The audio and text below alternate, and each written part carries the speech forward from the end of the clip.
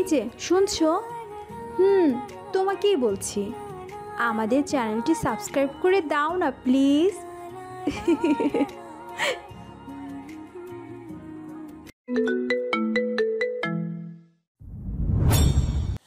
কিন্তু আমার বিশ্বাস তুই ঠিকই তোর ভাইটাকে ক্ষমা করে দিতে পারবি তার এই ভুলের জন্য।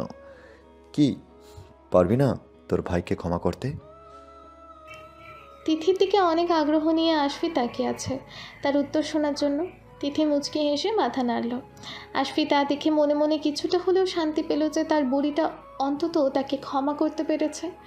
তিথি আবারও আশফির দিকে তাকিয়ে কান্না মিশ্রিত গলায় বলে উঠল, কিন্তু ভাইয়া, মিতু সত্যি তোকে খুব ভালোবাসে, তুমি তাকে অমরভাবে কষ্ট না দিলেও পারতে।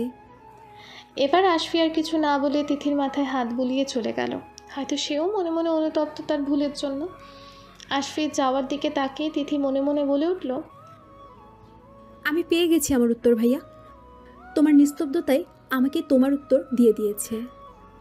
আমি আর আমার মিতুমণিকে কষ্ট পেতে দেব না। আমি এইটুকু বুঝতে পেরেছি যে তুমি তোমার ভুলের জন্য অনুতপ্ত। এবার তুমি দেখবে কি করে আমি তোমাকে মৃত্যুর প্রেমে হাবুডুবু খাওয়াই। যদি না খাওয়াতে পারি তো আমার নামও তিথি নয়। রাতে খাবার টেবিলে মামা মামির উদ্দেশ্যে বলতে লাগলো, দেখো দেখো, খুব তো বলতে যে আমি নাকি তোমার মেয়েকে বিনা কারণে সন্দেহ করি সব সময়।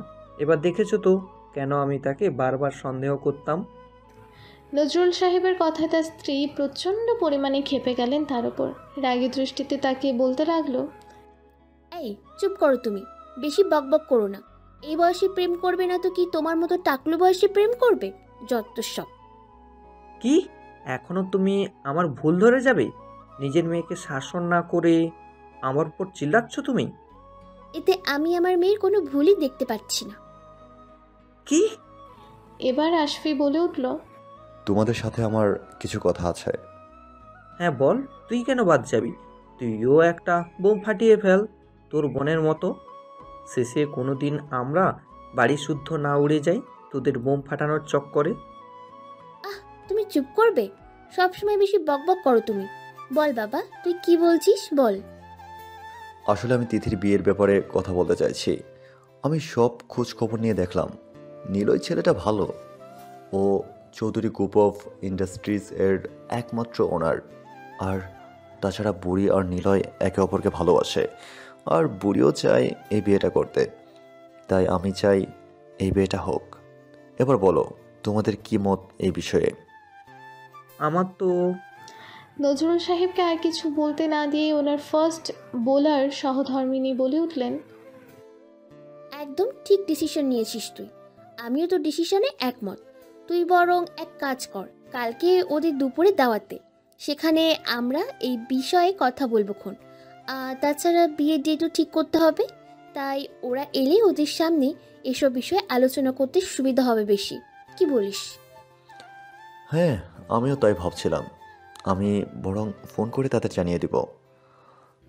মামি, আমার একটা কথা ছিল। হ্যাঁ মামুনি, বল কি বলবি তুই? আসলে বলছি যে মৃত্যু যতদিন না পুরোপুরি সুস্থ হচ্ছে ততদিন পর্যন্ত আমি বিয়ে করব না। আমি চাই আমার বিয়েতে আমার একমাত্র বেস্টু উপস্থিত থাকুক। তাকে ছাড়া আমি কিছুতে বিয়ে করব না। আচ্ছা, সে হবে খন। আগে তারা আসুক কাল, কথাবার্তা হোক, তারপর এই বিষয়ে না হয় আলোচনা করব। ওকে মাই ইয়াং বিউটিফুল লেডি। তিথির কথায় তিথির মামি খুশিতে গদগদ হয়ে গেলেন।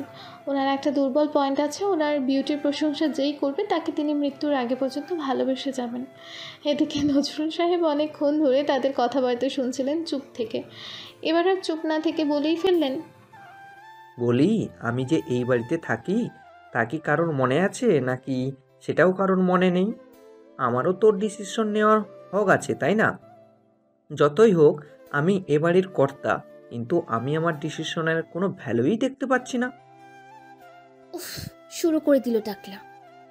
তিথির কানে ফুসফুসুর করে বললেন মামি। মামির কথায় তিথি অনেক কষ্টে নিজের হাসি তাকে কন্ট্রোল করলো। হ্যাঁ, তা বল বল, কি বলবে তুমি, বলে ফেল। নজরুল সাহেব কিছুটা সংকোচ নিয়ে বলতে লাগলেন, না মানে আমি বলছিলাম কি, বিয়েটা কি এখনই? শোন, যা বলবি ভেবে বল, ঠিক আছে? হ্যাঁ হ্যাঁ, আসলে আমি বলছিলাম এই বিয়েতে আমি খুবই খুশি। যত তাড়াতাড়ি সম্ভব বিয়েটা হয়ে গেলেই বাঁচি। ঠিক আছে, এবার চুপচাপ ঘরে গিয়ে শো। ঠিক আছে, যাচ্ছি। নজরুল সাহেবের এমন রিয়াকশন তিথি আর রাশমির প্রচণ্ড রকমের হাসি পাচ্ছিল। খুব কষ্টে নিজেদের হাসিটাকে কন্ট্রোল করেছে তারা। নজরুল সাহেব যতই সাহসী লোক হোক না কেন, বউয়ের সামনে ভিজে বেড়াল। তাই তো আমার পাঠিকাদেরও কি একই মতো আমার মতন। এদিকে নিলয় প্রচণ্ড রেগে আছে। 500+ কল করে ফেলেছে অলরেডি তিথির ফোনে, কিন্তু এই মেয়ের কোনো খেয়ালই নেই সেদিকে। কতটা কেয়ারলেস হলেই এমনটা করতে পারে কেউ। মানছে আজকের বিষয়টা তাকে না জানিয়ে ভুল করেছে সে, কিন্তু সে তো সারপ্রাইজ দিতে চেয়েছিল তিথিকে। তাই তো নিলয় তাকে কিছুই জানায়নি এই বিষয়। কিন্তু নিলয় কী করে বুঝবে যে তিথিকে এমন সারপ্রাইজ দেওয়ায় তিথি তাকে এত বড় একটা বাঁশ খাওয়াবে। রাগ করেছে ঠিক হয়েছে, তাই বলে ফোনটাও ধরবে না? কি জ্বালা! ব্যাস, নিলয় ধৈর্যের বাঁধ এবার ভেঙে গেছে। আর কোনো কিছু না ভেবে গাড়ির চাবিটা নিয়ে নিচে নেমে গেল। উদ্দেশ্য তিথির বাড়ি হামলা করা, তবে সেটা শুধুমাত্র তিথির বেডরুম। বাড়িতে হামলা করা মানে নিলয়ের আর জীবনও তিথিকে বিয়ে করা হবে না, কারণ তার যেই ভুসিমার্কা শালা মশাই আছে তার দিয়ে কোনো বিশ্বাস নেই। সবসময় পারমাণবিক বোমা নিয়ে রেডি থাকেন তিনি। যেখানেই প্রেম দেখবেন সেখানেই ছুঁড়ে মারবেন। তাই নিলয় কোনো রিস্ক নিতে চায় না তার শালাকে নিয়ে। এদিকে তিথির ভাবতেই অবাক লাগছে যে তার পরিবার কত সহজে নিলয় এবং তার সম্পর্কটাকে মেনে নিয়েছে। প্রথম একবারে ভেবেছিল নিলয়কে ফোন করে ব্যাপারটা জানাবে, কিন্তু পরক্ষণে নিলয়ের সকালের চিটিংবাজের কথা মনে পড়ে গেল। তাই তার উপরে রাগ করে তাকে ফোন করেনি, শুধুমাত্র মিতুকেই খুশির খবরটা জানিয়েছে। মিতু খবরটা শুনে খুব খুশি হয়েছে। তারপর মিতুর সাথে কিছুক্ষণ গল্প করে তিথি ঘুমিয়ে পড়ল। রাত তখন 2টো। খুচখুচ আওয়াজে তিথির ঘুম ভেঙে গেল। চোখ খুলে তাকাতেই দেখলো একজোড়া রাগী চোখ তার দিকে তাকিয়ে। তিথি চিৎকার করতে যাবে অমনি খাটের এক কোণে তিথি গুটিসুটি মেরে চুপচাপ বসে আছে, আর তার ঠিক পাশেই নিলয় তার দিকে রক্তলাল চোখে তাকিয়ে আছে। তিথি এখন নিজের উপরে প্রচণ্ড পরিমাণে বিরক্ত। কেন সে নিলয়ের ফোনটা রিসিভ করলো না? যদি সে তার ফোনটা রিসিভ করতো তাহলে আজ তাকে এই পরিস্থিতিতে পড়তে হতো না। বেশ খানিকক্ষণ নীরবতা পালনের পর নিলয় শান্ত কণ্ঠে বলে উঠল, কোথায় ছিলে আজ সারাদিন? নিলয়ের এমন কণ্ঠ শুনে তিথির কলিজা কেঁপে উঠল, কারণ এত শান্তভাবে কথা নিলয় তখনই বলে যখন সে ভয়ঙ্কর রেগে থাকে। তিথি কী বলবে কিছুই ভেবে পাচ্ছে না এই মুহূর্তে। উফ, এই বুদ্ধিগুলো না প্রয়োজনের সময় জানলা দিয়ে পালায়। তিথিকে চুপ থাকতে দেখে নিলয় আবারও বলে উঠল, কি হলো শুনতে পাও না? কিছু জিজ্ঞেস করছি, উত্তর দিচ্ছ না কেন? কোথায় ছিলে আজ সারাদিন? বাসায়। ও আজ সারাদিন তাহলে তুমি বাসায় ছিলে কি, তাই তো? নিলয়ের কথা শুনে তিথির ওপর নিচে মাথা তোলালো, যার অর্থ হ্যাঁ, সে আজ সারাদিন বাড়িতেই ছিল। বাহ, খুব ভালো কথা। আচ্ছা তোমার ফোনটা একটু দাও তো। ব্যাস, এইবার তিথির পরাণ যায় যায় অবস্থা, কারণ নিলয়ের হাতে ফোন দেওয়া মানে আজ তার বাঁচার চান্স পুরো 0%। তিথি বারবার চুপ করা দেখে নিলয় ধমক দিয়ে উঠল, কি হলো শুনতে পাচ্ছ না কি বলেছি আমি? কোথায় তোমার ফোন? নিলয়ের এমন ধমকে তিথি কেঁপে উঠল। তারপর মনে কিছুটা সাহস সঞ্চয় করে বলল, আসলে ফোনটা কোথায় রেখে এসেছি আমার না ঠিক মনে পড়ছে না। বাহ, সারাদিন বাসায় আছো অথচ তোমার ফোন তুমি কোথায় রেখেছো তা তুমি জানোই না? আমাকে কি ক্লাস 2-তে পড়া বাচ্চা ছেলে মনে হয় তোমার? আসলে চুপ, একদম চুপ। চুপচাপ ফোনটা আমাকে দাও। আর একটাও বাড়তি কথা শুনতে চাই না তোমার কাছ থেকে। আর মিথ্যে কথা বলার চেষ্টা করলে তোমার কি অবস্থা হবে তা তুমি নিজেও জানো না। নিলয়ের এমন কথায় তিথি প্রচুর ভয় পেয়ে গেল। তাই আর সময় নষ্ট না করে বালিশের নিচ থেকে ফোনটা নিয়ে নিলয়ের হাতে দিয়ে দিল। নিলয় তিথির কাছ থেকে ফোনটা নিয়ে একবার চেক করে খাটের ওপর ছুঁড়ে মারল। তারপর তিথির হাত টেনে নিজের সাথে মিশিয়ে নিল। তারপর বলতে লাগলো, কতবার ফোন করেছি আমি? হ্যাঁ, কতবার? একবারও কি ধরার প্রয়োজন বোধ করনি? জানো কতটা টেনশনে ছিলাম আমি ফোন না ধরায়?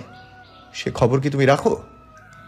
নিলয়ের এমন কথায় তিথির মনে আবারও অভিমানের কালো মেঘ ছেয়ে গেল। নিলয় কাছ থেকে নিজের হাতটা ছাড়িয়ে নিয়ে নিলয় দিকে তাকিয়ে অভিমানী কণ্ঠে বলতে লাগলো, কেন ফোন ধরবো আমি আপনার? ধরবো না তো, কোনোদিনও ধরবো না। আপনি কি আমাকে জানানোর প্রয়োজন বোধ করেছিলেন যে আজ আপনি আমাদের বাসায় আসবেন? তাহলে কেন কথা বলবো আপনার সাথে? এই আপনি আমাকে ভালোবাসেন, কোনো কথা নেই আপনার সাথে। এই বলে তিথি অন্যদিকে নিজের মুখ ফিরিয়ে নিল। এমন অভিমানপূর্ণ কথা নিজের প্রেয়সীর মুখে শুনে নিলয় বুঝতে পারল যে তার বাচ্চাটা তার উপর প্রচণ্ড অভিমান করেছে। তাই নিজের রাগকে সাইডে রেখে নিজের অভিমান ভাঙাতে লেগে পড়ল নিলয়। তিথির হাত ধরে টেনে নিজের কোলে বসিয়ে তিথির গালে নিজের 2 হাত রেখে বলতে লাগলো, ও তাহলে আমার বাচ্চাটার রাগ হয়েছে আমার উপর, কি তাই তো? হ্যাঁ হয়েছে তো, খুব খুব খুব রাগ হয়েছে। আপনার সাথে আর কোনো কথা নেই, আজ থেকে আরই আপনার সাথে আমার। এই বলেই তিথি নিজের কোড়া আঙুল দিয়ে নিলয়ের কোড়া আঙুল ছুঁয়ে দিল।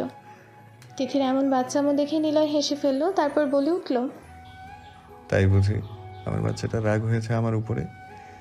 সরি বাচ্চা, আমি ভেবেছিলাম তোমাকে সারপ্রাইজ দিব, কিন্তু বুঝতে পারিনি যে তুমি কষ্ট পাবে আমার সারপ্রাইজে। যদি বুঝতাম তাহলে কখনোই তোমাকে এমন সারপ্রাইজ দিতাম না। নিলয়ের কথা শুনেও তিথি কোনো কথা বলল না, চুপচাপ মাথা নিচু করে বসে আছে।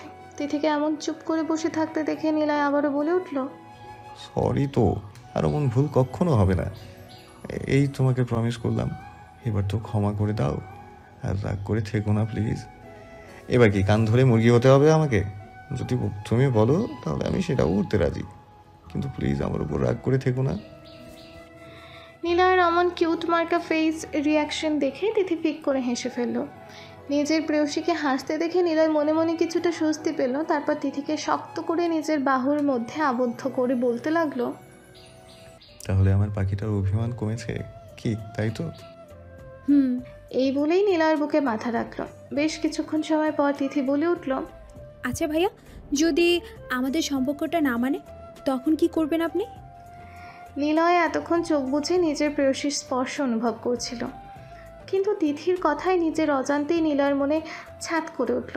সত্যি তো, এতক্ষণ তো সে ভাবেইনি এই বিষয়টি।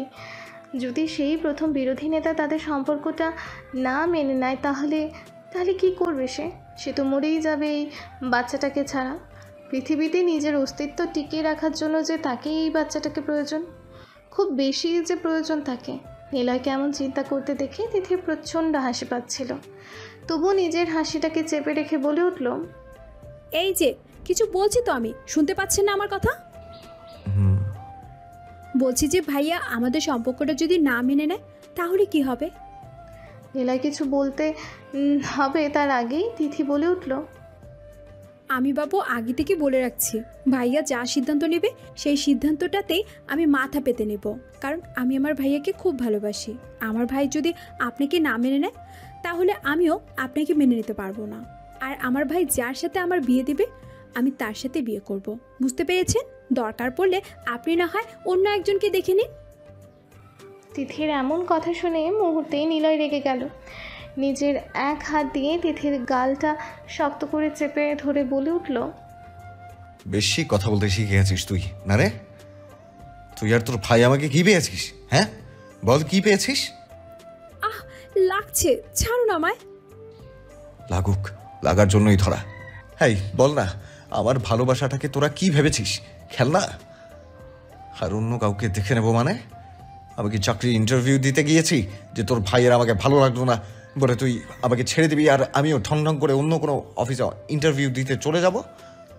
তোর ওই লো মেন্টালিটির ভাই যদি এসব ভেবে থাকে তাহলে ভুল ভেবেছে সে।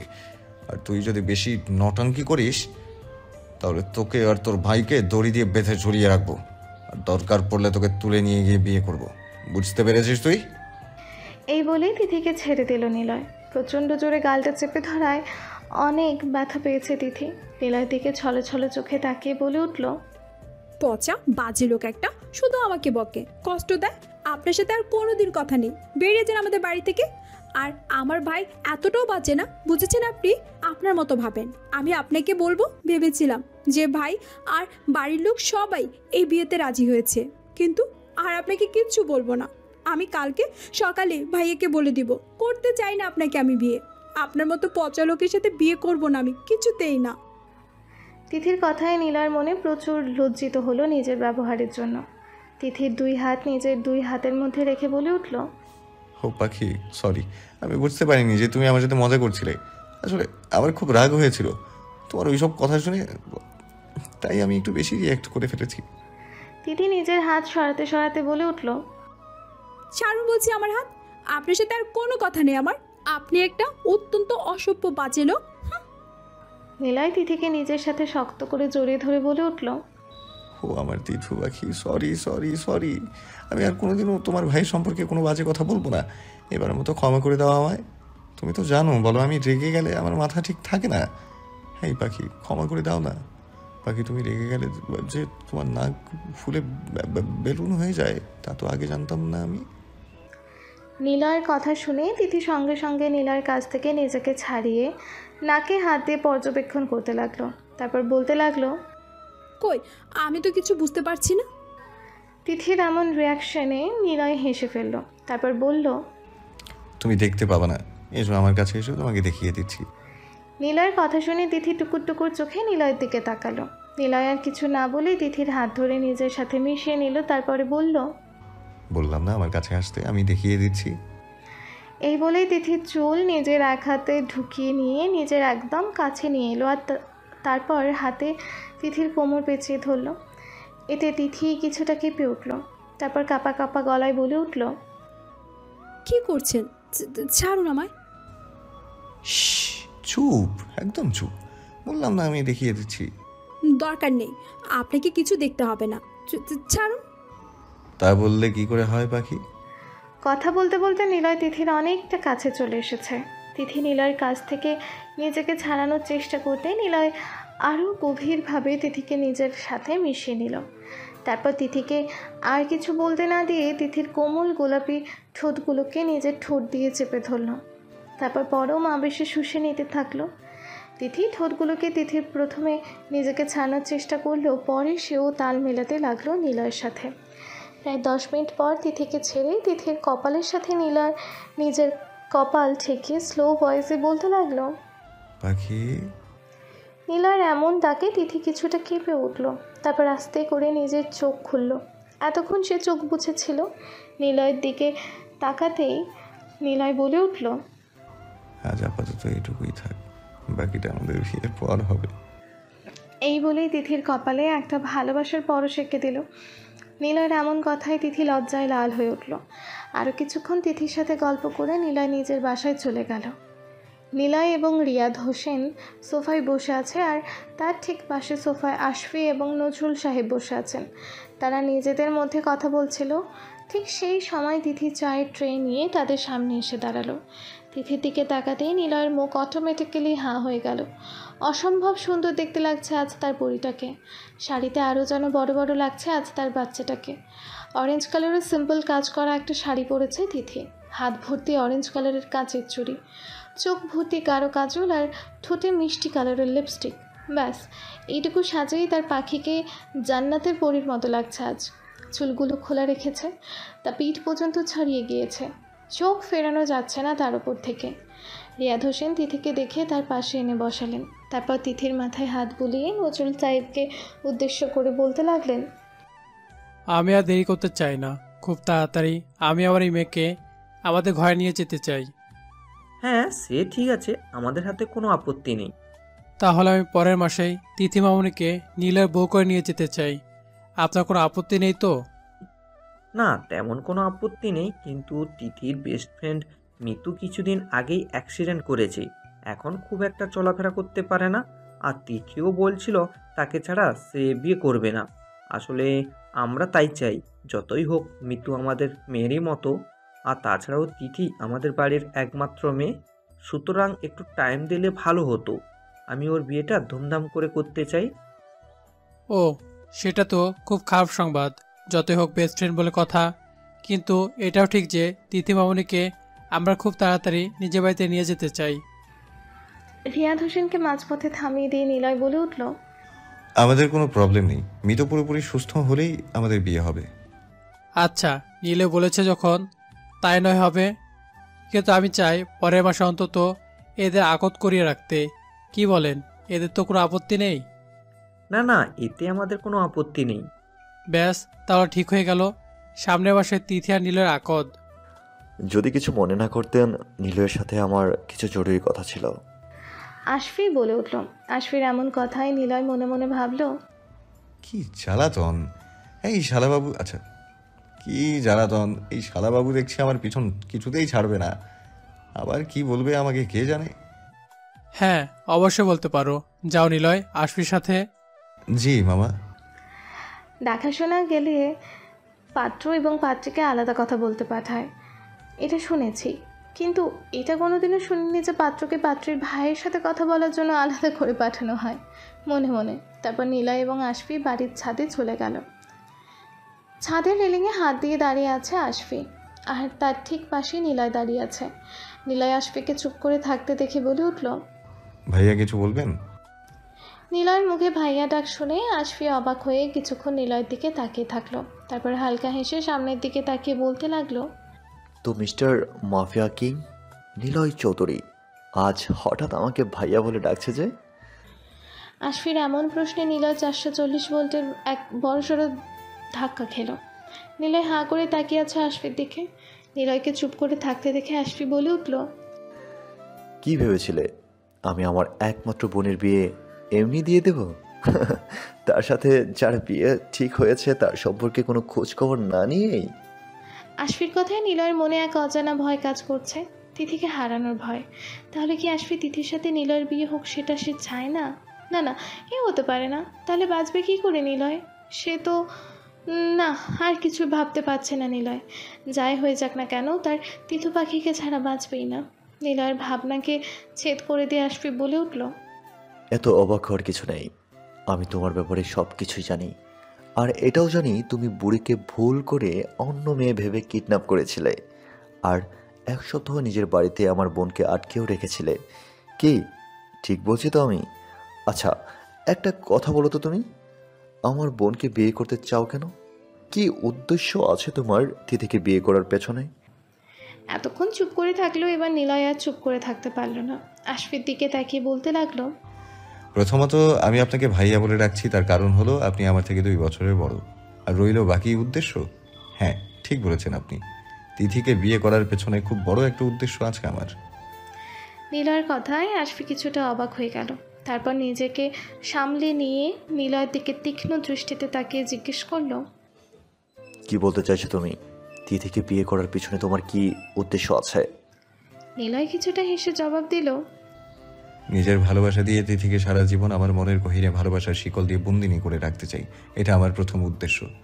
আমার দ্বিতীয় উদ্দেশ্য হলো তাকে দুনিয়ার সকল বদনজর থেকে রক্ষা করা, কেউ তার বিন্দুমাত্র ক্ষতি করতে এলে তাকে শেষ করে দেয়া।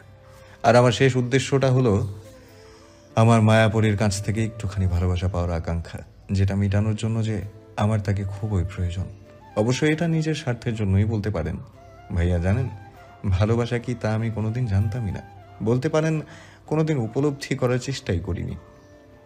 ছোটবেলায় বাবা মাকে হারানোর পর ভালোবাসার প্রতি একটা তিক্ততা জন্ম নিয়েছিল আমার মনে। কিন্তু বিশ্বাস করুন, আমি কোনোদিনও জানতামই না যে আমার মনের এই তিক্ততা দূর করতে কেউ একজন আসবে আমার জীবনে, যার ছোঁয়ায় এবং ভালোবাসায় আমার মনে জন্ম নেবে ভালোবাসার কোনো এক নতুন অধ্যায়। হ্যাঁ ভাইয়া, তিথিকে আমি ভুল করে তুলে নিয়ে গিয়েছিলাম ঠিকই, কিন্তু আমি সত্যিই তিথির কোনো ক্ষতি করিনি। আর তখন আমি জানতামও না যে এই মেয়েটা আমার মনে জায়গা করে নেবে, তাও আবার নিজের দুষ্টুমি মন ভোলানো কথা দিয়ে।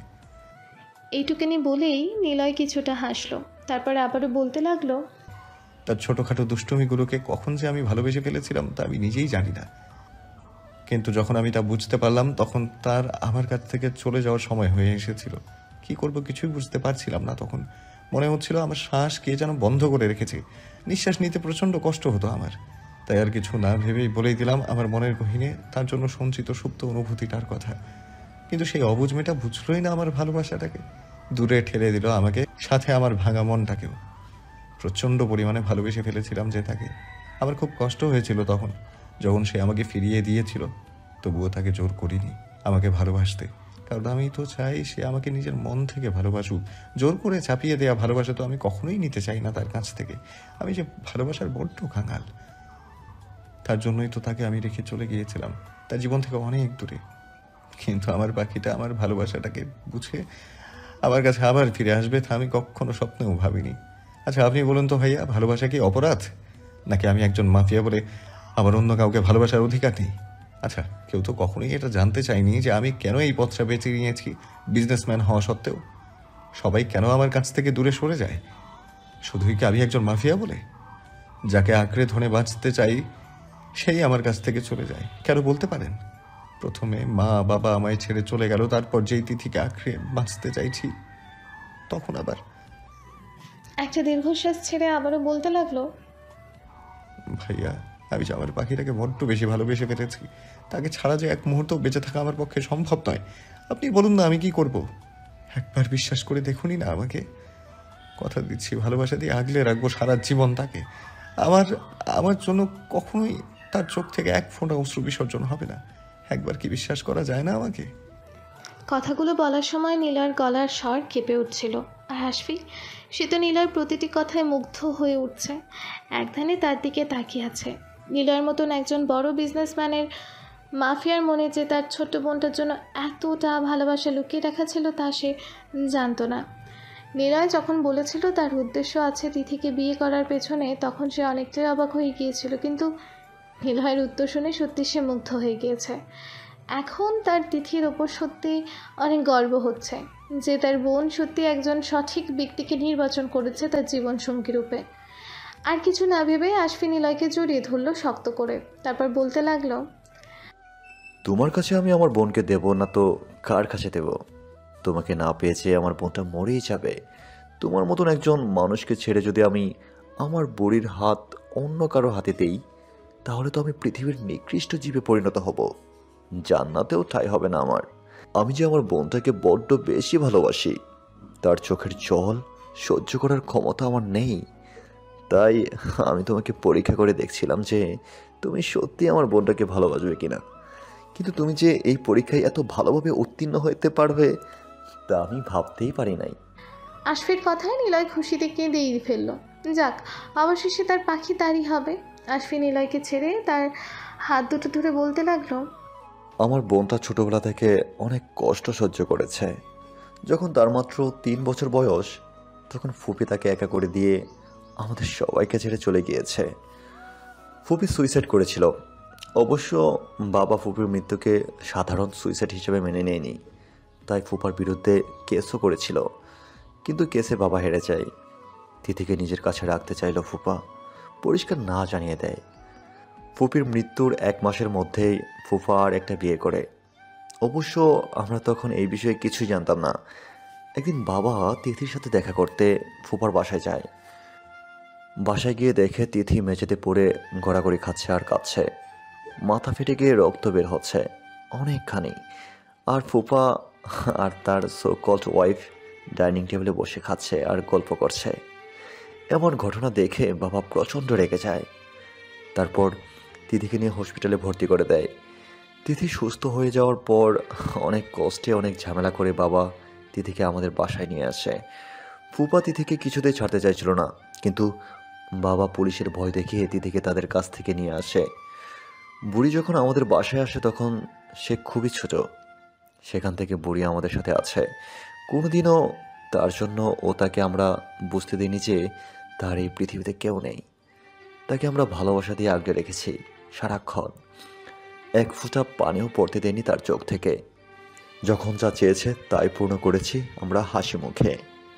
বাবা মা সবসময় তার নিজের মেয়ের মতো ভালোবেসে এসেছে, আর আমি তাকে নিজের ছোট বোন। তাই আমি চেয়েছিলাম আমার বোনের হাত এমন একজনের হাত তুলে দিতে যে আমার বোনকে নিজের সবটুকু দিয়ে ভালোবাসবে। আর আমি পেয়েছি এমন একজন লোককে যার কাছে আমি আমার বোনকে দিয়ে চিন্তামুক্ত হতে পারবো। কারণ আমি জানি সে থাকতে কোনোদিনও আমার বোনের ক্ষতি করতে দিবে না। আর সেটা আর অন্য কেউ নয়, তুমি। কথা দাও তুমি আমার বোনকে আগলে রাখবে সমস্ত বিপদ থেকে। তিথির বাবার বর্বরতা কাহিনী শুনে নীলার প্রচণ্ড রাগ ধরল তিথির বাবার উপর। আবার তিথির ওপর মায়াও জন্মালো। নীলয় আশফির দিকে তাকিয়ে বলতে লাগলো, নিজের রক্তের শেষ বিন্দু পর্যন্ত আমি তাকে আগলে রাখবো। আল্লাহ ব্যতীত কেউ তাকে আমার কাছ থেকে আলাদা করতে পারবে না, কথা দিলাম। Thank you so much. এবার চলো নিচে যাই, সবাই হয়তো চিন্তা করছে এতক্ষণ। তারপর তার নিচে নেমে গেল। নিচে নেমে নীলয় দেখলো তিথি তার দিকে তাকিয়ে আছে। তিথিকে দেখে বোঝা যাচ্ছে সে প্রচণ্ড ভয় পেয়ে আছে। নিচে নেমে নিলয় দেখলো তিথি তার দিকে করুণ চোখে তাকিয়ে আছে। দেখেই বোঝা যাচ্ছে তিথি প্রচণ্ড টেনশনে আছে। আশফি সোফায় বসে রিয়াদ হোসেনের উদ্দেশ্যে বলতে লাগলেন, আঙ্কেল, আমাদের কোনো আপত্তি নেই এই বিয়েতে। আশফির এই কথাটি শুনে তিথির টেনশন যেন মুহূর্তেই হাওয়া হয়ে গিয়েছে। চোখে মুখে এক আনন্দের ঝিলিক ফুটে উঠল। আশফি আবারও বলে উঠল, কিন্তু আমরা চাচ্ছি বিয়েটা আনুষ্ঠানিকভাবে কিছুদিন পর করতে। কারণটা আপনাদের আমরা আগেই বলেছি। ঠিক আছে, তাতে আমাদের কোনো আপত্তি নেই। তবে আমরা চাই কিছুদিনের মধ্যেই অন্তত এঙ্গেজটা করে রাখতে। যদি আপনাদের মত থাকে তবে আমরা এগোবো এই বিষয়ে। নজরুল সাহেব বলে উঠলেন, না না, এতে আমাদের কোনো আপত্তি নেই। তাহলে আমরা পরের সপ্তাহেই তিথি আর নিলয়ের এঙ্গেজমেন্টের অনুষ্ঠানটা আয়োজিত করব। তারপর আরও কিছুক্ষণ গল্প করে দুপুরে খাওয়া দাওয়ার পর নিলয় এবং রিয়াদ হোসেন বাড়ি ফিরে গেলেন। রাতে নিলয় তিথিকে ফোন দিল। তিথি ফোন রিসিভ করতেই উপাস থেকে নিলয় বলে উঠল, পাখি কি করো? তেমন কিছু না। আচ্ছা, তখন মুখটা অমন করে রেখেছিলে কেন? আসলে আমি ভয় পেয়ে গেছিলাম, তখন ভেবেছিলাম ভাইয়া হয়তো আপনাকে উল্টাপাল্টা কোনো কথা বলেছে। ও তাই বুঝি? তা ম্যাডামের কবে থেকে আমার জন্য চিন্তা হচ্ছে? ও, তার মানে আপনি বলতে চাইছেন আপনার জন্য আমার কোনো চিন্তাই হয় না কি, তাই তো? কিছুটা অভিমানী সুরে বলে উঠল তিথি। আরে পাখি, আমি কি তাই বলেছি নাকি? আচ্ছা বলো তো, ডিনার করেছো তুমি? হ্যাঁ। পাখি প্লিজ মন খারাপ করো না। দেখো আমি তোমাকে এতগুলো কিস্তি দিচ্ছি ফোনের এবার থেকে, তবু মন খারাপ করে থেকো না প্লিজ। এই বলেই নিলয় শব্দ করে 2-3টে চুমু খেলো ফোনের ওপর। নিলয়ের এমন কাণ্ডে তিথি হেসে ফেলল। তারপর বলল, মন খারাপও করতে দেবেন না আপনি আমাকে, তাই না? না। কেন? কেন মন খারাপ হতে দেবো তোমাকে শুনি? নিজের কলিজাটাকে কি কেউ কোনোদিনও কষ্ট পেতে দেয়? I love you Niloy. হুট করে তিথি বলে উঠল।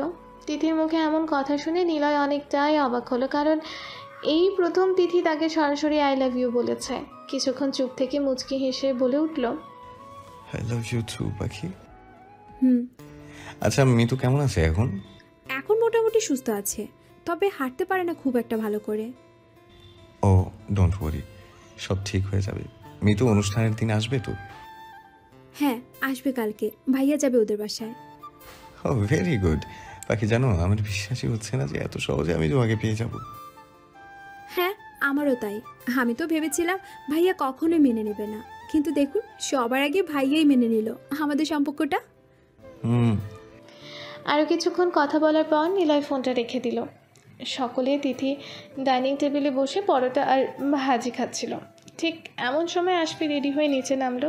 আশফিকে দেখে তিথি জিজ্ঞেস করলো, কিরে ভাইয়া, এত সকালবেলা তুই কোথায় যাচ্ছিস? আর তাছাড়া আজকে তো তোর ছুটি। যদিও তিথি জানে বিষয়টা, তবুও আশফির মুখ থেকে শোনার জন্য জিজ্ঞেস করলো, তুই আর মিতুদের বাসায়? But why? মিতুদের বাসায় যাবো একবার। কিছুটা অবাক হওয়ার ভঙ্গিতেই জিজ্ঞেস করলো, আরে তোর মনে নেই মিতুকে চেক আপ করতে যাওয়ার কথা আমার? হ্যাঁ, কিন্তু আগের সপ্তাহে তো অন্য একজন মহিলা ডাক্তার গিয়েছিল মিতুকে চেক আপ করতে, তাহলে সে আজও মিতুকে চেক আপ করবে নিশ্চয়ই। তাহলে তুই কেন যাচ্ছিস? আর এমনি তো মিতু তো তোর কাছে নিজে চেক আপ করাবে বলেছে।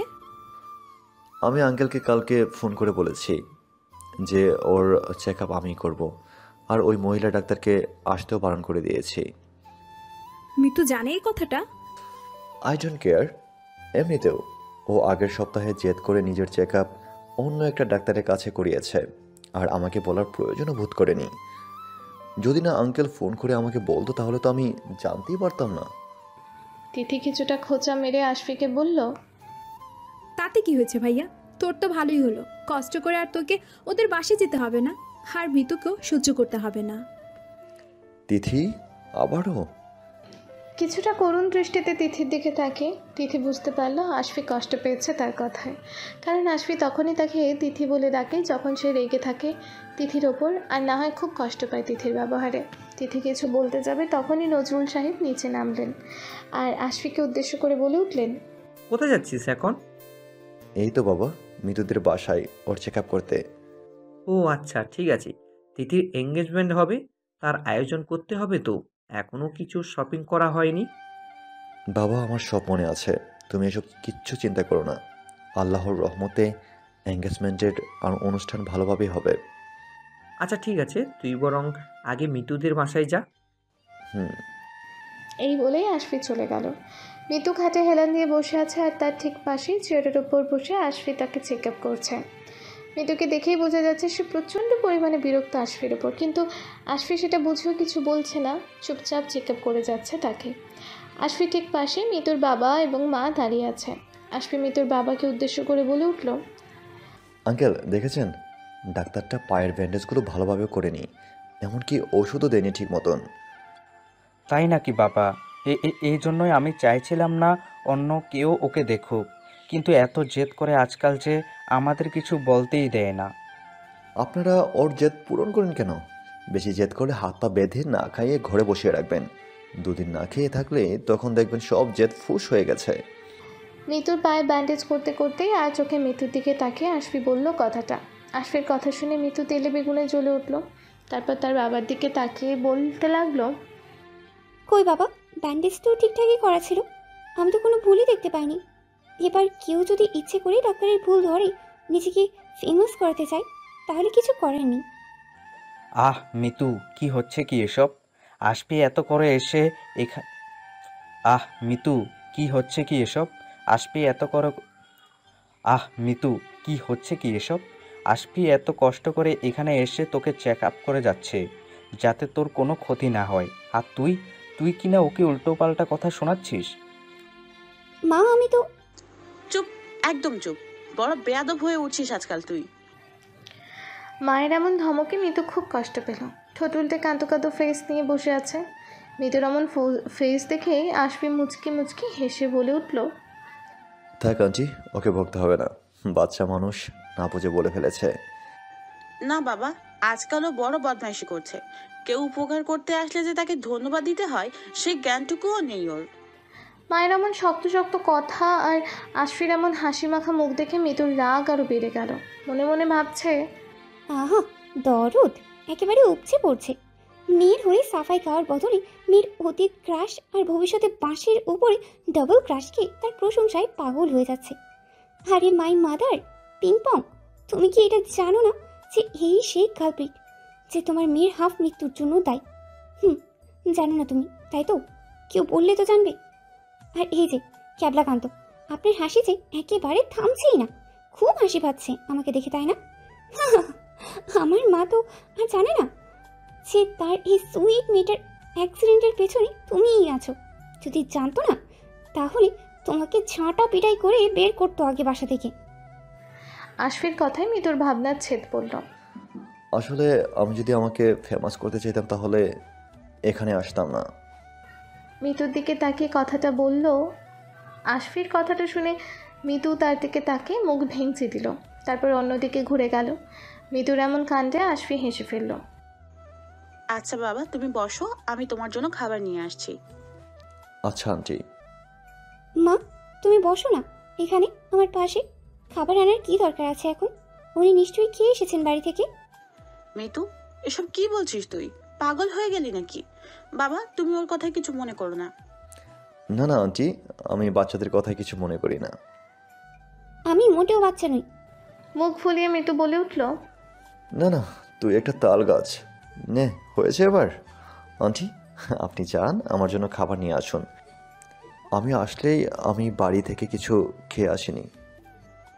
আনছি, তুমি একটু বসো। এই বলেই মিতুর মা চলে গেল।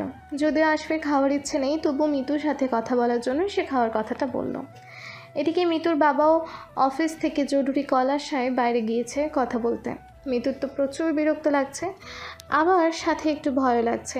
এজন্যই সে তার মাকে তার পাশে বসতে বলেছিল। মিতু নিজের দুহাত ভাঁজ করে অন্যদিকে মুখ করে বসে আছে, আর আশফি মাথায় নিচু করে বসে আছে। কিছুক্ষণ নীরবতা পালনের পর আশফি মিতুর দিকে তাকিয়ে বলে উঠল, আই এম সরি। আশফির মুখ থেকে আচমকা সরি শুনে মিতু কিছুক্ষণের জন্য স্তব্ধ হয়ে গিয়েছিল। হাঁ করে আশফির দিকে তাকিয়ে আছে। মিতু এখনও বিশ্বাস হচ্ছে না যে আশফি তাকে সরি বলছে। আশফির ডাকে মিতু কল্পনার জগৎ থেকে বেরিয়ে এলো, তারপর নিজেকে সামলিয়ে নিয়ে এলো। তুই ঠিক আছো তো? আসলে আমি খুবই দুঃখিত সেদিনের ঘটনার জন্য। আসলে আমি আশফিকে থামিয়ে মিতু বলে উঠল, এতে সরি বলার কি আছে? আর তাছাড়া আমার ভুলের কারণেই সেদিন অ্যাক্সিডেন্টটা হয়েছিল। এতে আপনার কোনো দোষ নেই ভাইয়া। মিতুর সামনের দিকে তাকিয়ে এক নিঃশ্বাসে কথাগুলো বলল। মিতু, আসলে আমার উচিত হয়নি তোমাকে সবার সামনে ওভাবে অপমান করার। আসলে আমি বুঝতে পারিনি। ভাইয়া প্লিজ আমার কাছে ক্ষমা চেয়ে আমাকে ছোট করবে না। এতে আপনার কোনো দোষ নেই। আসলে আমিই ভুল করেছিলাম। আপনার মতন একজন উচ্চ মানের ব্যক্তিকে আমার পাশে কল্পনা করার মতন দুঃসাহস দেখিয়ে, অথচ দেখুন একবারও নিজের যোগ্যতা আমি বিচার করেই দেখিনি। আর আপনার কাছে আমি সত্যি অনেক কৃতজ্ঞ, কারণ আপনি না থাকলে আমি কোনোদিনও জানতে পারতাম না যে আমার সেই যোগ্যতা নেই, যে আপনার মতন একজন মানুষকে ডিজার্ভ করার। আর এই জায়গায় তো আমি আপনাকে আমার বলেই একটা দীর্ঘশ্বাস ছাড়লো। আর মনে মনে ভাবলো, সত্যি তো, তার কী যোগ্যতা আছে আশফির বউ হওয়ার। আশফি একজন শিক্ষিত নাম করা ডাক্তার, আর সে তো একজন কোনো মতে টেনে টুনে পাশ করা একজন সাধারণ স্টুডেন্ট, যে নিজের বাবার টাকায় চলে, যার কোনো ভবিষ্যৎ নিয়ে চিন্তা নেই। রাগের মাথায় হলেও আশফি সেই দিন যা বলেছে একদম ঠিক বলেছে। তার বউ হওয়ার কোনো যোগ্যতায় মিতুর মতন একজন সাধারণ মেয়ে নেই। আশফির বউ তো তার মতোই একজন শিক্ষিত মেয়েই হওয়া উচিত। একটু দেরিতে হলেও বুঝতে পেরেছে সে আশফির কথাগুলোর তাৎপর্য। তাই তো সে ঠিক করে ফেলেছে আশফির লাইফের সাথে সে আর নিজেকে জড়াবে না, মুছে ফেলবে তার মনের কোণে জমানো আশফি নামক অনুভূতিটাকে। সেই জন্যই তো সে চায়নি আশফিটাকে চেক আপ করুক। সে তো আশফির মুখোমুখি হতে চায় না। আর প্রথমে হয়তো একটু কষ্ট হবে, কিন্তু পরে সব ঠিক হয়ে যাবে। আশফির সুখের জন্য না হয় নিজের ভালোবাসাকে দাফনই করলো সে। তার এই ত্যাগের জন্য আশফি তো সুখে থাকবে, এটাই তো তার কাছে অনেক। সবাই তো আর এই মহান কাজটা করতে পারে না। নিজের ভালোবাসার মানুষের মুখে হাসি ফোটাতে কজনই বা পারে? আর সব ভালোবাসাই বা তো আর পূর্ণতা পায় না। এমন অনেক ক্ষেত্রেই তো হয়েছে যে দুটো মানুষ পরস্পরকে তীব্রভাবে ভালোবাসে, চায় নিজের জীবনসঙ্গীর হাত শক্ত করে ধরে দূরে কোনো এক অজানা দেশে পাড়ি জমাতে, চায় বৃদ্ধ বয়সে একে অপরের নির্ভরশীল হতে, নিজের কাছের মানুষটাকে নিজের মন পিঞ্জরায় বন্দি করে রাখতে। এগুলো চায় তো অনেকে, কিন্তু পারে কয়জনই বা? কেউ সমাজে নিজের অবস্থান টিকিয়ে রাখতে, কেউ আবার নিজের পরিবারের মানুষদের মুখে হাসি ফোটাতে, আবার কারো বা অর্থের অভাবে ত্যাগ করতে হয় তাদের ভালোবাসার মানুষদের। হয়তো তারা সারা জীবনের সুখকে বিসর্জন দিয়ে এক মুহূর্তে সুখটাকে আপন করে নেয়, কিন্তু সুখী কি হতে পারে কেউ? আর সেই জায়গায় মিতুর ভালোবাসা তো একতরফা। পৃথিবীতে একতরফা ভালোবাসাগুলোর পরিণতি যে বড়ই নির্মম। অনেকেই আছে নিজের ভালোবাসার মানুষটির কাছে নিজের অনুভূতিকে প্রকাশ করতে পারে না। আবার অনেকেই মিতুর মতনও আছে যে নিজের অনুভূতিকে প্রকাশ করতে পারলেও সেই ভালোবাসার মানুষটিকে অর্জন করতে পারে না। আর এর পরিণতি, হ্যাঁ, এর পরিণতি হয় খুবই ভয়াবহ। কারণ নিজের মনে সঞ্চিত আবেগগুলোকে এক প্রকার দাফন দিয়েই ভবিষ্যৎ জীবনে এগিয়ে যেতে হয় তাদেরকে। আবার অনেকে তা পারেও না, তাই বেছে নেয় আত্মহত্যার মতন এক চরম পাপ কাজ। কিন্তু না, মিতু সেই পদ্ধতি অবলম্বন করবে না। কি হয়েছে, সে তার ভালোবাসার মানুষটিকে নিজের কাছে পায়নি বলে না হয় ভাঙা মন নিয়ে এগিয়ে যাবে তার অনিশ্চিত ভবিষ্যতের দিকে। এই কথাগুলো ভাবতেই মিতুর মন চিরে একটা দীর্ঘশ্বাস বেরিয়ে আসে। আর এদিকে মিতুর মুখে এমন কথা শুনে আশফি সত্যি আজ স্তব্ধ। আসলে সে নিজের অজান্তেই মিতুর ছোট্ট মনে এক গভীর ক্ষতের সৃষ্টি করেছে। নয়তো মিতুর মতন একজন সহজ সরল মেয়ের মুখে এমন কঠিন কথা কখনোই আসতো না। তার মনে যে ক্ষতের সৃষ্টি হয়েছে সেটাকে সরানো আশফির মতন একজন ডাক্তারেরও কাম্য নয়। এই প্রথম মিতুর মুখে ভাইয়া ডাক শুনে আশফির কেমন যেন ভালো লাগলো না। কিন্তু কেন? মিতু তো তাকে ভাইয়া বলেই ডাকতো সবসময়, তাহলে আজ কেন তার এতটা খারাপ লাগছে মিতুর মুখে ভাইয়া ডাক শুনে?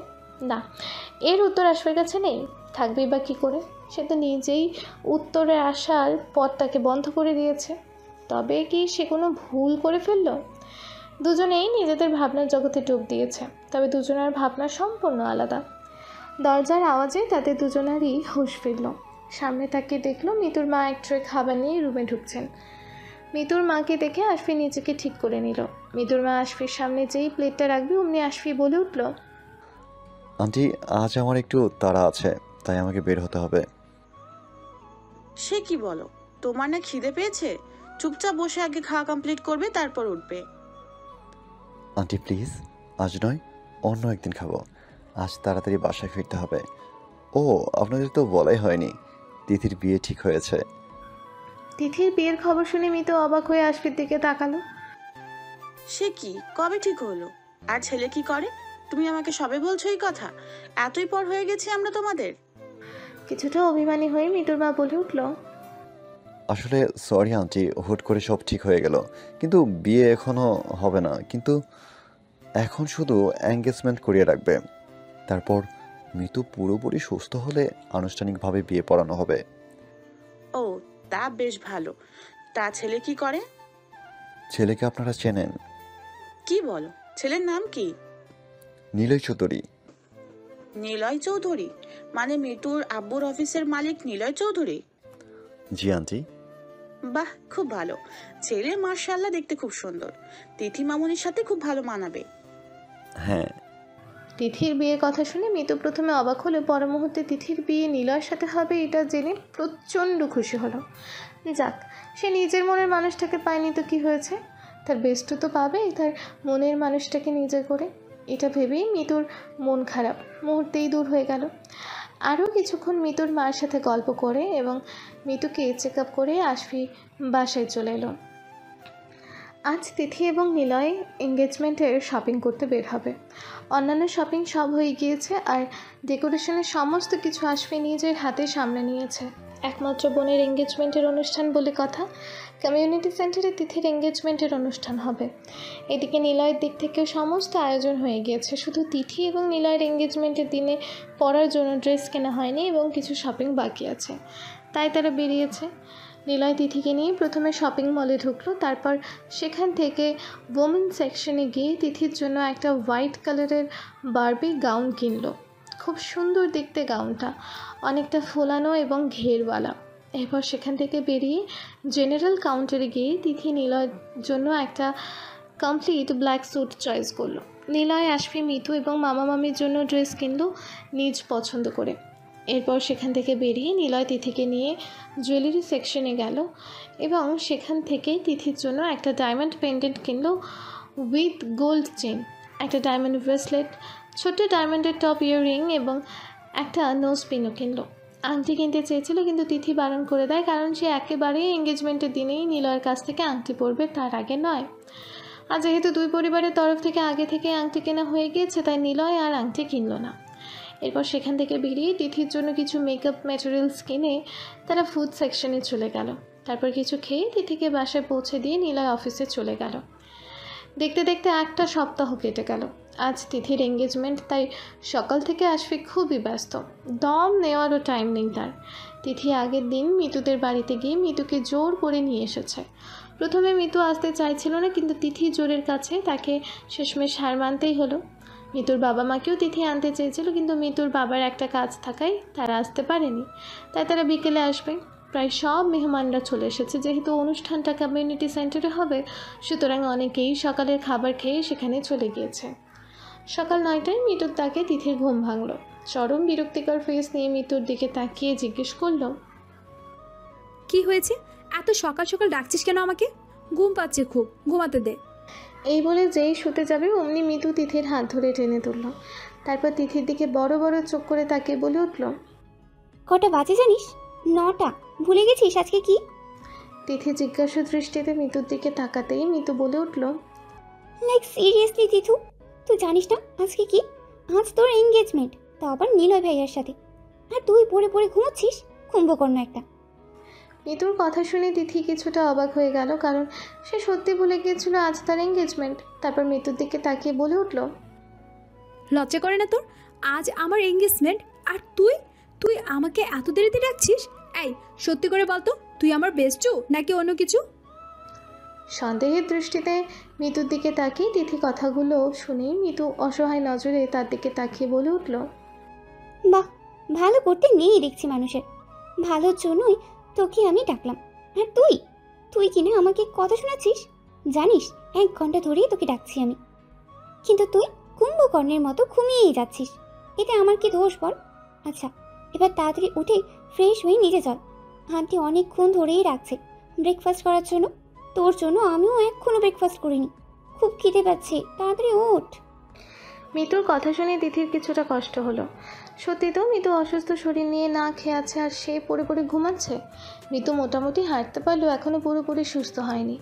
হাতের ব্যথাটা বেশ ভালোই আছে, আর মাথার চুটটা অনেক শুকিয়ে গেলেও একটু ব্যথা আছে। অনেক কড়া কড়া ওষুধ খেতে হয় তাকে।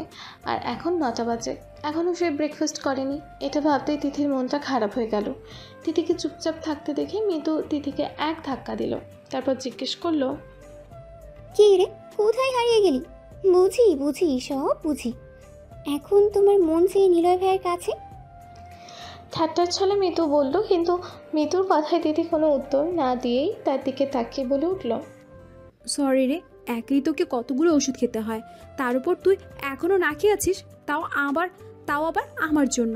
তোর খুব কষ্ট হচ্ছে না রে? দাঁড়া, আমি এক্ষুনি ফ্রেশ হয়ে আসছি। তিথির কথা শুনে মিতু তিথির মাথায় ছোট্ট একটা চাটে মেরে বলে উঠল, তুই একটু বেশি বুঝে যাচ্ছিস আজকাল।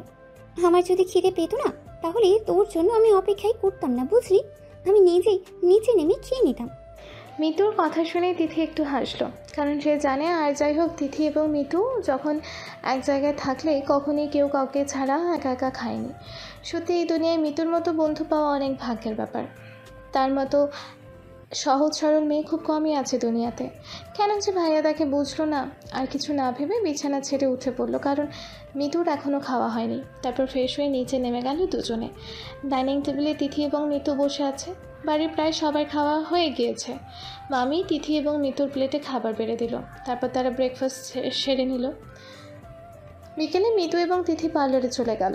তিথির কিছু কাজিনও তিথির সাথে চলতে চেয়েছিল, কিন্তু অনেকেই দেরি হয়ে যাওয়ায় তারা একেবারে সেন্টারে চলে গিয়েছে। প্রায় 1.5 ঘন্টা ধরে পার্লারের লোকেরা তিথিকে সাজানোর পর তিথি পেছনে ঘুরতে মিতু হাঁ হয়ে গেল। এতক্ষণ সে সোফায় বসে ম্যাগাজিন পড়ছিল, আর তিথিকে অপোজিট সাইডে পার্লারের লোকেরা সাজাচ্ছিল, তাই এতক্ষণ সে তিথিকে লক্ষ্য করেনি। হোয়াইট কালারের বার্বি গাউনে অসম্ভব সুন্দর লাগছে তিথিকে দেখতে আজ। গাউনটা মাটির নিচ পর্যন্ত, পুরো গাউনটা ফোলানো, চুলটা খোপা করে বাঁধা এবং খোপার মাঝখানে হোয়াইট কালারের ছোট ছোট স্টোন দিয়ে সাজানো, আর মাথায় একটা ছোট্ট হোয়াইট স্টোনের ক্রাউনটা বেশ উজ্জ্বল দেখতে, অনেকটা ডায়মন্ডের মতো। তিথি আজ নিলয় দেওয়া জুয়েলারিতে সেজেছে। 2 হাতে 2টা ব্রেসলেট, কানের ছোট্ট টপ, গলায় পেন্ডেন্ট, গোল্ড চেনের সাথে, আর নাকে নোজ পিন, চোখে গাঢ় কাজল, ঠোঁটে লাল লিপস্টিক আর হালকা মেকওভার রে তিথিকে আজ পরীর মতো দেখতে লাগছে। মিতু হাঁ করে তিথির দিকে তাকিয়ে আছে। মিতু কেমন তাকিয়ে থাকতে দেখে তিথি জিজ্ঞেস করলো, মুখ বন্ধ কর, নয়তো মশা ঢুকে যাবে। তিথির কথায় মিতু নিজেকে সামলেই বলে উঠল, সত্যি দিদি, আজ শিওর নিলয় ভাইয়া তোকে দেখে জ্ঞান হারাবো। বিশ্বাস কর, আমি যদি ছেলে হতাম তাহলে তোকে এক্ষুনি বিয়ে করে নিতাম, কিন্তু আমার ভাগ্য কি নির্মম দেয়, আমি ছেলে না হয়ে মেয়েই হলাম। কাঁদো কাঁদো সুরে বলে উঠল। মিতুর কথা শুনে তিথি শব্দ করে হেসে উঠল, বলে উঠল, থাক থাক, এত পাম দিতে হবে না আর। তারপর তিথি পার্লারে লোকেদের উদ্দেশ্য করে বলে উঠল, আমার এই বান্ধবীটাকে পরীর মতো সাজিয়ে দিন তো। তিথির কথা শুনে মিতু অবাক হয়ে বলল, মানে কি, পাগল হয়ে গেছিস নাকি? আমি এতেই ঠিক আছি, আমার আর কিচ্ছু লাগবে না। তুই একদম কথা বলবি না, লজ্জা করে না বান্ধবীর বিয়েতে এরকম বিধবা মার্কা সেজে থাকতে? চুপচাপ থাকবি, ওরা সাজাবে তোকে, তাই সাজতে হবে তোকে, আমার কসম।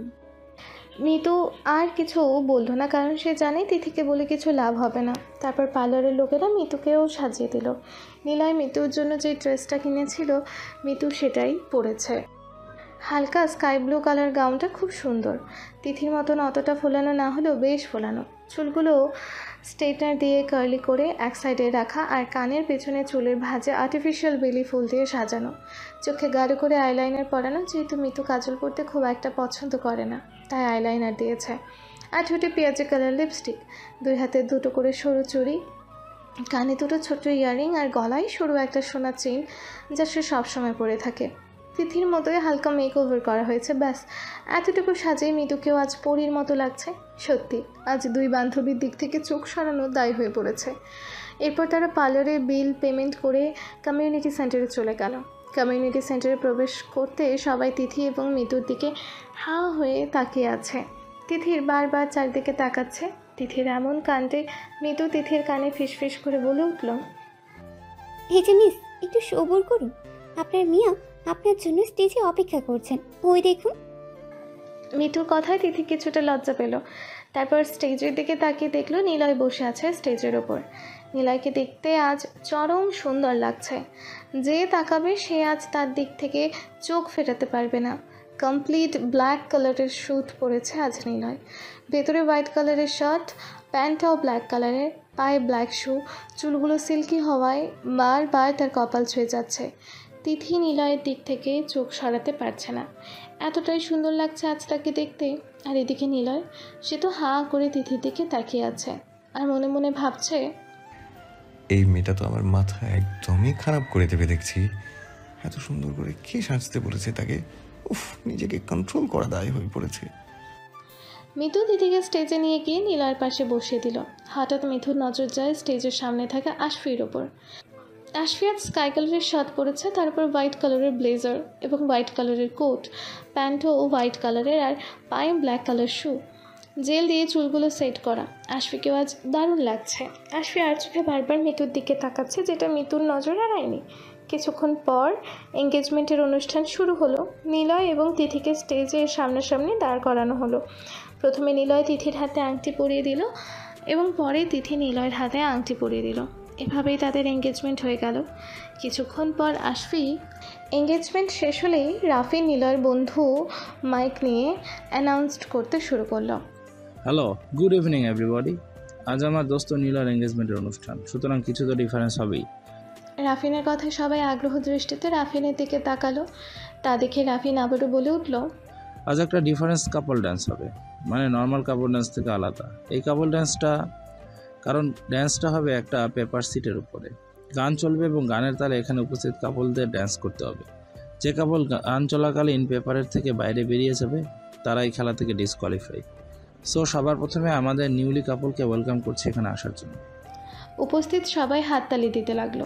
নিলয় তিথির হাত ধরে স্টেজে নিয়ে এলো। এরপর আরও কয়েকজন কাপল খেলাতে যোগদান করলো। সবাই যে যার জায়গায় দাঁড়িয়ে আছে। হঠাৎ রাফিনের নজর মিতুর দিকে গেল। মিতু এক সাইডে চুপচাপ দাঁড়িয়েছিল। রাফিন মিতুর কাছে গিয়ে বলল, হাই বিউটিফুল, তুমি কে হও? মেয়ে পক্ষের কে হও তুমি? কারণ তুমি ছেলে পক্ষ তো নও। মিতু রাফিনের দিকে তাকিয়ে বলে উঠল, জি, আমি তিথির বান্ধবী। ও, তার মানে তো আপনি অনেক স্পেশাল। মানে? না মানে আপনি ভাবির বান্ধবী, তাহলে তো আপনি ভাবির জন্য খুব স্পেশাল একজন। মিতু কিছু না বলে মুচকি একটু হাসলো। আপনার হাসিটা খুব সুন্দর। জি?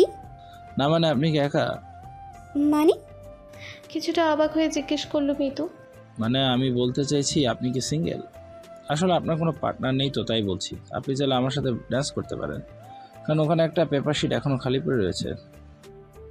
ধন্যবাদ, কিন্তু আমি ডান্স করব না। প্লিজ সুইটি, না করো না, তুমি দেখতে খুবই cute, please one chance. Mitu কী বলবে ভেবে পাচ্ছে না। এতক্ষণ আশফি এক সাইডে চুপচাপ দাঁড়িয়েছিল। মিতু আর রাফিনের কথাবার্তা তার চোখ এড়ায়নি। এতক্ষণ চুপ করে থাকলেও এবার আর চুপ করতে পারলো না। সোজা গিয়ে মিতুর হাতটা ধরল। অনেক কষ্টে নিজের রাগটাকে সামলে রাফিনের দিকে তাকিয়ে বলে উঠল, ওর ডান্স পার্টনার আমি, আপনাকে নিয়ে চিন্তা করতে হবে না। ওখানে একটা সিট খালি আছে তো, ডোন্ট ওয়ারি। আমি আর ও আপনার এই গেমে অংশগ্রহণ করছি। যেহেতু আপনি এই গেমটা হোস্ট করেছেন, সুতরাং আপনার এই গেমে অ্যাটেন্ড না করাই ভালো। এই বলেই হাত শক্ত করে ধরে টেনে নিয়ে পেপার শিটটার উপর দাঁড়ালো। আশফি এমন কাণ্ডে রাফিন এবং মিতু দুজনেই খুব অবাক হলো। আর এদিকে তিথি মুচকে মুচকে হাসতে লাগলো। তিথিকে হাসতে দেখে নিলয় বলে উঠল, কি ব্যাপার, এত হাসার কি আছে? আপনি একটা বলদ।